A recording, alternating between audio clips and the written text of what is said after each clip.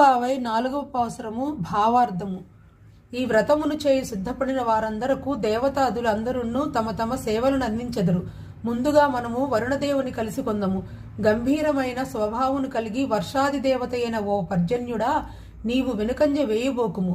గంభీరమైన సముద్రము యొక్క లోపలకు పూర్తిగా మునిగి నీటినంతటినీ గ్రహించి గర్జనలతో ఆకాశమునందు అంతటను వ్యాపించి సృష్ట్యాదికి కారణభూతుడైన ఆ శ్రీహపతి యొక్క శరీరరీతిగా నీల శరీరమై ఉండుము. అటు పిమ్మట విశాలము సుందరములైన హస్తములు గల ఆ పద్మనాభుని యొక్క దక్షిణ హస్తమందలి శ్రీ సుదర్శన చక్రము వలె తళుకు బెళుకుమని మెరసియు వామహస్తమునందలి పాంచజన్య శంఖము వలెను లోకములన్నీయు అదురురీతిన ఉరమవలయును. ఆ వెంటనే స్వామి హస్తమునందలి శ్రీ సారంగమనడి ధనస్సుచే విడువబడిన శరవర్షమను రీతిన లోకములు అన్నియును సుఖమునందునట్ల అంతటను వర్షించుము.